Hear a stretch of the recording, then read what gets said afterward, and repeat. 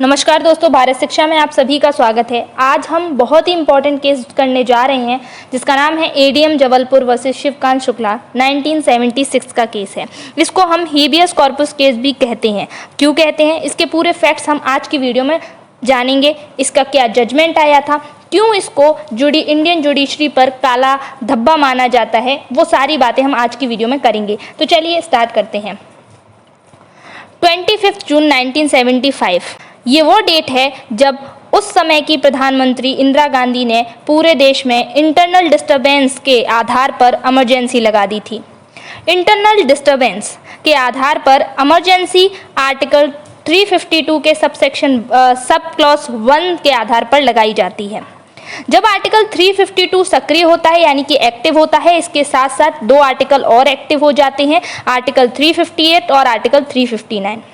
Article 358 अपने आप ही लागू हो जाता है, जिसके तहत आर्टिकल 90 यानी कि आपके फंडामेंटल राइट सस्पेंड हो जाते हैं। और आर्टिकल 359 प्रेसिडेंट को ये अधिकार देता है कि वे अपने विवेकानुसार किसी भी दूसरे फंडामेंटल राइट को सस्पेंड कर सकते हैं। इमरजेंसी लगाने के ठीक 2 दिन के बाद यानी कि 27 जून 1975 को राष्ट्रपति ने आर्टिकल 359 का उपयोग किया और एक आदेश जारी किया कि फंडामेंटल राइट के तहत आने वाले आर्टिकल 14, आर्टिकल 21 और आर्टिकल 22 को सस्पेंड कर दिया गया। साथ ही आदेश में ये भी जोड़ा गया कि आर्टिकल 32 और आर्टिकल 226 यानी कि जिसके तहत हम सुप्रीम कोर्ट और हाई कोर्ट में रिट पिटीशन दायर करते हैं, उसका इस्तेमाल करना भी सस्पेंड कर दिया गया। उस समय वो अपनी रिट पिटीशन कोर्ट में भी फाइल नहीं कर सकते थे, अपने फंडामेंटल राइट को कोई कोर्ट में भी एनफोर्स नहीं करवा सकता था। यहाँ पर आपको 2 बातें याद रखनी है। पहली ये कि अब अगर आपातकाल लगता है यानी कि प्रेजेंट समय में अगर इमरजेंसी लगती है तो राष्ट्रपति आर्टिकल 20 और आर्टिकल 21 को सस्पेंड नहीं कर सकते हैं। ऐसा प्रावधान आपातकाल यानी कि उस समय की इमरजेंसी खत्म होने के बाद यानी कि 1978 में 44th अमेंडमेंट किया गया था, उसमें कॉन्स्टिट्यूशन में ये जोड़ा गया। दूसरी बात ये कि आर्टिकल 32 और आर्टिकल 226 फंडामेंटल राइट्स की रक्षा करते हैं यानी कि उन्हें बचाते हैं।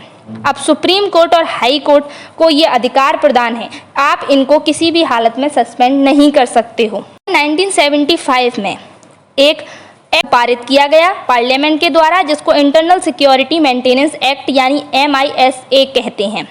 ये बनाया गया प्रिवेंटिव डिटेंशन के लिए, जिसका इस्तेमाल करते हुए सरकार ने हजारों लोगों को बंदी बना लिया और उनसे उनकी स्वतंत्रता छीन ली गई। कुल मिलाकर स्थिति कुछ ऐसी बनी कि जो सभी बड़े नेता थे उनके लगभग 40,000 लोग इस प्रिवेंटिव डिटेंशन के अंतर्गत जेलों में बंद कर दिए गए। अपनी आज़ादी की मांग करने के लिए वो अब कोर्ट भी नहीं जा सकते थे क्योंकि आर्टिकल 14, आर्टिकल 21 और 22 को सस्पेंड कर दिया गया था। फिर भी हज़ारों लोगों ने सुप्रीम कोर्ट में इस आधार पर याचिका दायर की, अलग अलग हाई कोर्ट में याचिका दायर की गई कि उनकी पर्सनल लिबर्टी को यानी कि आर्टिकल 21 को उनसे छीना गया। और कुछ लोगों का ये भी कहना था कि आर्टिकल 21 से ही सिर्फ पर्सनल लिबर्टी नहीं मिलती बल्कि नेचुरल लॉ और दूसरे जो जजमेंट आए हैं सुप्रीम कोर्ट के, हाई कोर्ट के, उनके अनुसार भी हमारी पर्सनल लिबर्टी का हमें अधिकार है। तो ये सारा स्कोप उन्होंने बताया वहाँ। फिर भी हाई कोर्ट के लिए सुनवाई करना काफ़ी मुश्किल हो रहा था क्योंकि आर्टिकल 226 के तहत मिले अधिकार का इस्तेमाल वो नहीं कर सकते थे। इसलिए जब हाई कोर्ट ने मीशा यानी कि MISA एक्ट पर सुनवाई करने का फैसला लिया तो सरकारी वकीलों की तरफ से काफ़ी विरोध हुआ। MISA जो एक्ट था उसके तहत DM यानी डिस्ट्रिक्ट मजिस्ट्रेट और ADM को ये अधिकार दिया गया था कि वह इस कानून के तहत लोगों को हिरासत में ले सकते हैं। जबलपुर ADM ने भी मीशा के तहत बहुत सारे लोगों को हिरासत में लिया, लेकिन उन लोगों ने हेबियस कॉर्पस याचिका के तहत हाई कोर्ट में चुनौती दी। हाई कोर्ट ने इसे स्वीकार भी किया, इसलिए इसे हेबियस कॉर्पस केस भी कहा जाता है। अब हेबियस कॉर्पस होता क्या है? हेबियस कॉर्पस हाई कोर्ट और सुप्रीम कोर्ट को एक अधिकार प्राप्त है जिसके तहत वो व्यक्ति को कोर्ट में हाजिर करने के लिए कह सकता है और अगर उसे गलत तरीके से हिरासत में लिया गया है यानी कि अरेस्ट किया गया है तो न्यायालय उसे रिहा भी करवा सकता है। कहा जाता है कि उस समय लगभग 9 हाई कोर्ट ने इस पर सुनवाई का फैसला किया था, लेकिन ऐसा होते हुए सेंट्रल गवर्नमेंट ने MISA में अमेंडमेंट और इसमें अमेंडमेंट भी किया, और उसमें कुछ अमेंडमेंट क्या जोड़े गए थे उनको देखते हैं। सबसे पहले आर्टिकल 22 के तहत ये प्रावधान था कि प्रिवेंटिव डिटेंशन में रखे गए व्यक्तियों को 3 महीने से ज़्यादा तब आप नहीं रख सकते हो, जब तक कि एडवाइजरी बोर्ड से आप सलाह ना ले लो। लेकिन इसमें सेंट्रल गवर्नमेंट ने अमेंडमेंट कर दिया और ये नियम बना दिया कि 3 महीने के बाद भी किसी व्यक्ति को हम अब हिरासत में रख सकते हैं और उसके लिए अब एडवाइजरी बोर्ड की ज़रूरत नहीं होगी। दूसरा ये अमेंडमेंट किया कि व्यक्तिगत स्वतंत्रता के अधिकार का सोर्स केवल आर्टिकल 21 है और ना ही कोई नेचुरल लॉ होगा या फिर कोई दूसरा कानून, जो पहले मैंने आपको बता दिया कि जो दिया लोगों के द्वारा जो बात कही गई थी। अब बोल दिया कि सिर्फ एक ही सोर्स होगा, आर्टिकल 21 व्यक्तिगत स्वतंत्रता का, यानी कि नेचुरल लॉ आदि के आधार पर अब आप कोर्ट में नहीं जा सकते हैं।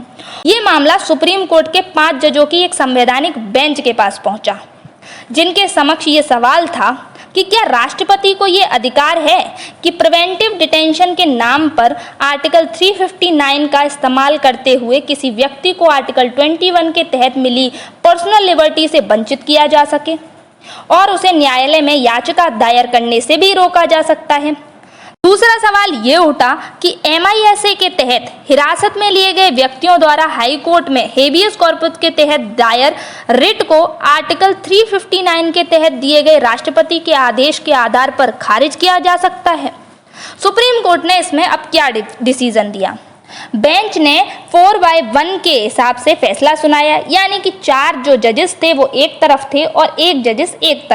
बेंच ने फैसला सुनाते हुए सरकार द्वारा किए गए सभी एक्ट्स को, यानी कि प्रोसीजर एस्टेब्लिश बाय लॉ के आधार पर सही माना और एक तरह से सरकार को इन सभी एक्ट से बरी कर दिया गया, यानी सरकार को उन्होंने इन सारे कामों के लिए दोषी नहीं माना।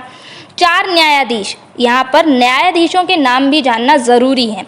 सबसे पहले chief justice of India AN रे, न्यायमूर्ति M हमीदुल्ला बेग, न्यायमूर्ति PN भगवती और न्यायमूर्ति YV चंद्रचूड़, ये के बहुमत ने आपातकाल की घोषणा और आर्टिकल 21 के निलंबन को सही माना। दूसरी बात कि राष्ट्रपति के आदेश के मद्देनज़र डिटेंशन के आदेश की वैधानिकता को चुनौती देने के लिए किसी भी व्यक्ति के पास आर्टिकल 226 के तहत हेबियस कॉर्पस या अन्य किसी भी रिट याचिका के उच्च हाईकोर्ट के समक्ष रखने का अधिकार नहीं होगा, ये भी उन्होंने कहा। इसलिए सुप्रीम कोर्ट के इस फैसले को आज भी उस पर लगा एक दाग की तरह देखा जाता है। सिर्फ एक न्यायाधीश HR खन्ना को छोड़कर सभी का मत एक समान था। 2017 में फिर से ये मामला उठा। 2017 में सुप्रीम कोर्ट ने KS पुट्टास्वामी वर्सेस भारत सरकार यूनियन ऑफ इंडिया के मामले में स्वीकारा कि ADM जबलपुर का मामला त्रुटिपूर्ण था, यानी कि गलत था, और इस तरह से लगभग 40 वर्ष के बाद ADM जबलपुर में दिए गए फैसले को खारिज कर दिया गया। तो ये था ADM जबलपुर का पूरा मामला, हेबियस कॉर्पस केस।